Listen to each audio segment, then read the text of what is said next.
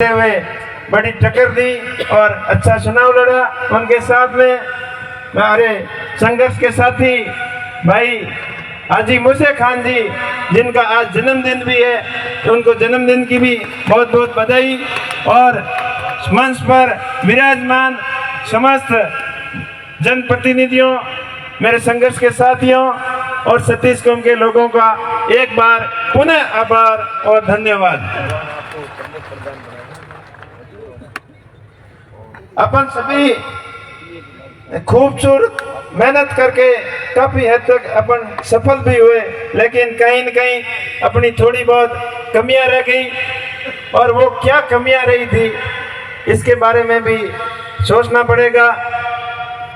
एक बेईमान भ्रष्ट अधिकारी की वजह से उसने पूरी बायतू की जनता का दिल दुखाया है। भगवान उनको कभी माफ नहीं करेगा।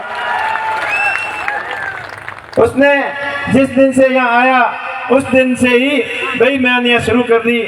और पता हमें इसलिए चला क्योंकि पंचायती राज चुनाव के अंदर इस अधिकारी ने हमें बहुत दुखी किया था। इस वजह से कई हमारे पंचायत समिति सदस्य, कई जिला परिषद सदस्य मात्र थोड़े मार्जिन से पीछे रह गए थे। कम से कम 12 पंचायत समिति सदस्य 100 से कम वोटों से हार गए थे इस बेईमान अफसर की वजह से। और मुझे भी हरियाणा का खूब प्रयत्न किया, लेकिन आप लोगों ने भरपूर साथ दिया। और उस समय तो इसकी बातों में, बहकावों में, षड्यंत्र के जालसाजी में नहीं फंस सके, क्योंकि छोटा क्षेत्र था और सबने मिलकर पूरा कड़ा उनका मुकाबला किया। और जिस दिन ये दोबारा यहाँ आने की खबर सुनी, तब तक आचार संहिता भी लग चुकी थी और ट्रांसफर भी होना मुश्किल था। उस दिन से लगातार इसके ऊपर हम नजर तो रख रहे थे, लेकिन कुछ कर नहीं पाए। इसने खूब प्रयत्न किया। इसने अपने कर्मचारियों को, इसके अंदर काम करने वाले कर्मचारियों को, अधिकारियों को, सबको विवश कर दिया, मजबूर कर दिया कि इस एक कांग्रेस पार्टी के लिए आपको स्टार प्रचार बनकर काम करना है। इस तहत उसने बीएलओ की भी मीटिंगें ली, ग्राम सेवक की भी मीटिंगें ली और समस्त पटवारियों वगैरह जो भी सरकारी तंत्र था उसका पूरा दुरुपयोग किया।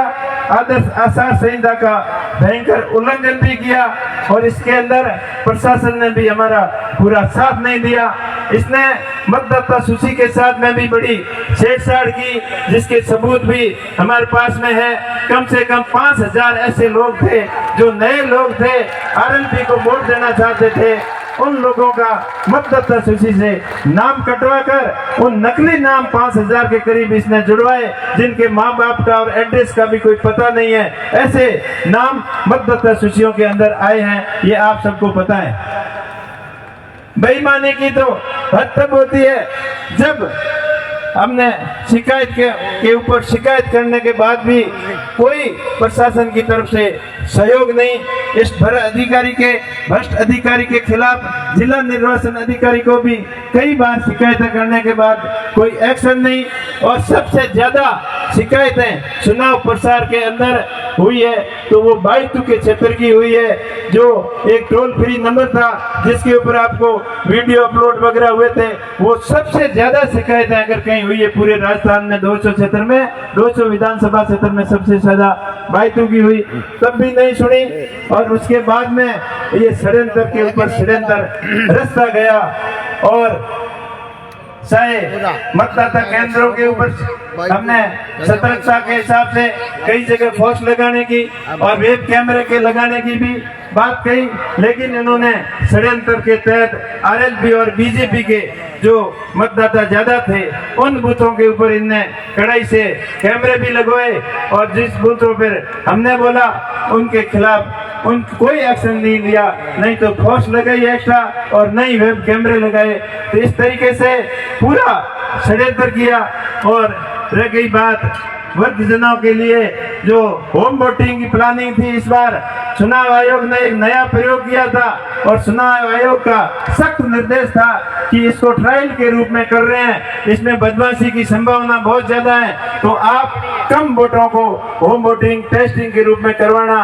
पूरे राजस्थान के अंदर 200 विधानसभाओं में एवरेज प्रत्येक विधानसभा में 200 से 250 से ज्यादा कहीं भी किसी भी क्षेत्र में होम वोटिंग नहीं हुई, लेकिन अपने बाइटू के अंदर 3000 होम वोटिंग कराने की इसकी प्लानिंग थी।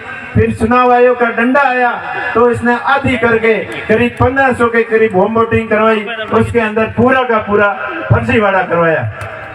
तभी तो आप लोगों ने मत पेटियों के अंदर तो मुझे जीता दिया, लेकिन इस षड्यंत्रकारियों ने, भ्रष्टाचारियों ने अपने साम दाम दंड भेद और अपनी कूटनीतिक चालों और धन बल के दुरुपयोग से जनता की भावना के साथ में जो कुठाराघात किया है, भगवान उनको कभी माफ नहीं करेगा।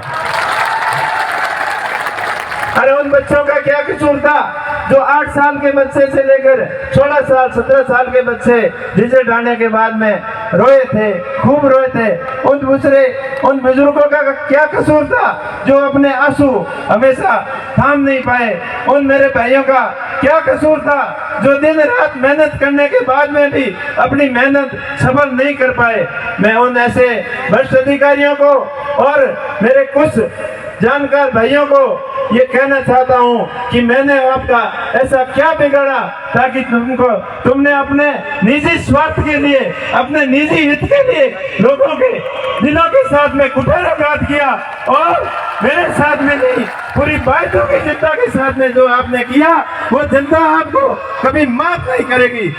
फिर भी आप लोगों को मैं यही कहना चाहता हूँ कि आप भगवान के ऊपर भरोसा रखें और अपने खुद के ऊपर भरोसा रखें। आपका भाई इतना कमजोर नहीं है कि ये कितना भी दुख दे दे, लेकिन ये दुख सहन करने की भगवान के ने मेरे को क्षमता दी है, पर मेरे को दुख जरूर होता है। उन बच्चों को, उन अपनों को रोते हुए देखकर अपने आप को रोक नहीं पाता हूँ।